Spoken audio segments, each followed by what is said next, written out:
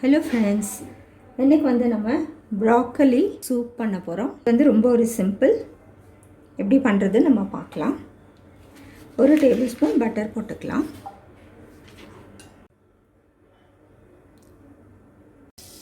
இப்போ ஒரு 2 பெரிய க்ளவுஸ் கார்லிக் போட்டுக்கலாம். இதை வந்து கொஞ்சம் ஃப்ரை பண்ணிக்கலாம்.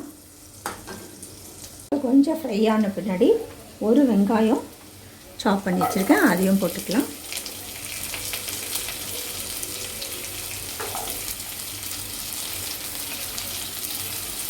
இதை வந்து கொஞ்சம் வதக்கிக்கலாம், ரொம்ப வதக்க வேண்டாம். இப்போ இது கொஞ்சம் வதங்கின பின்னாடி நம்ம ஒரு உருளைக்கிழங்கு தோல் சீவிட்டு நல்லா வந்து கட் பண்ணி வச்சுருக்கேன், அதையும் வந்து நம்ம போட்டு இதெல்லாம் வதக்கிடலாம்.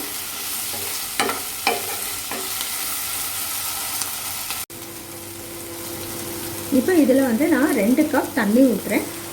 இதை வந்து கொஞ்ச நேரம் வேகட்டும். வெந்த பின்னாடி நம்ம வந்து ப்ராக்கலியும் போட்டு கொஞ்சம் வேக வச்சுக்கலாம். இதை மூடி போட்டுடலாம். இது ஒரு 10 நிமிஷம் வேகட்டும். இப்போ ஒரு 10 நிமிஷம் ஆயிடுச்சு. இது கூடவே வந்து நம்ம ப்ராக்கலி, ஒரு ஃபுல் ப்ராக்கலி அதையும் போட்டுக்கலாம். இது கொஞ்ச நேரம் வெந்தால் போதும். கொஞ்சம் உப்பும் போட்டுக்கலாம்.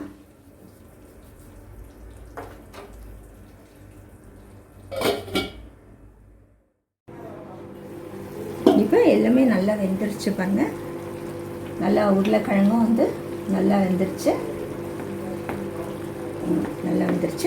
இப்போ வந்து இதை நம்ம ஸ்டவ்வை ஆஃப் பண்ணிடலாம். இதை ஆறட்டும், அதுக்கப்புறம் வந்து நம்ம அரைச்சிக்கலாம். பேனில் வந்து நம்ம ஒரு கப் பால் ஊற்றிக்கலாம்.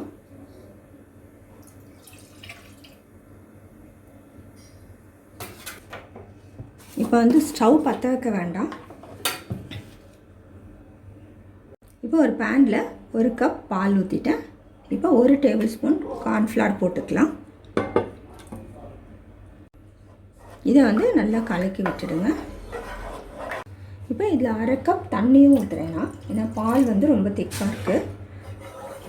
இப்போ இதை வந்து நல்லா கலக்கியாச்சு. இப்போ வந்து சிம்மில் வந்து ஸ்டவ் பற்ற வச்சுட்டு கொஞ்சம் சிம்மில் வச்சுக்கலாம். கலக்கிட்டே இருங்க.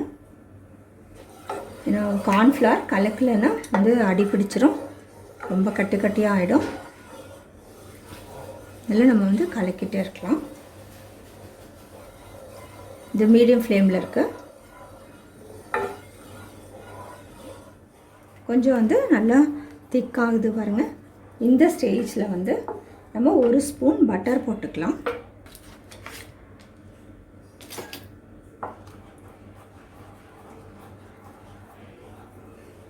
இப்போ நம்ம அரைச்சி வச்சுருக்கிற இந்த ப்ராக்கலியை வந்து இதில் ஊற்றிக்கலாம்.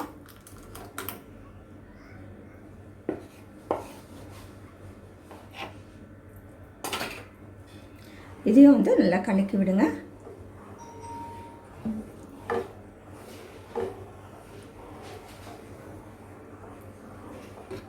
இந்த ப்ராக்கலி வேக வச்ச தண்ணி கொஞ்சம் இருக்குது, அதுவும் ஊற்றிடலாம்.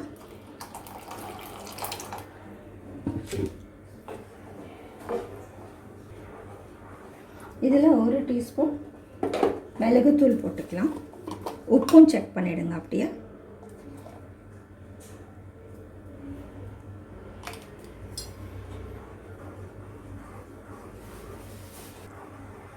இன்னும் கொஞ்சம் உப்பு போடணும்.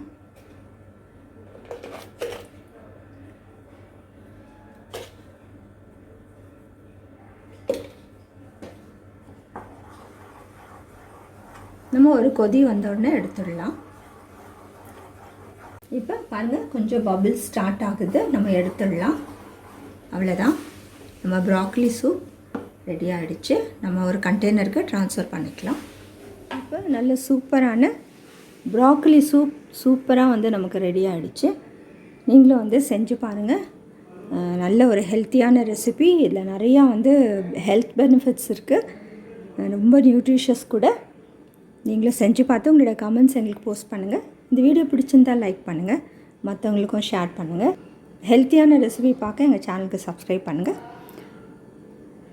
தேங்க்ஸ் ஃபார் வாட்சிங்.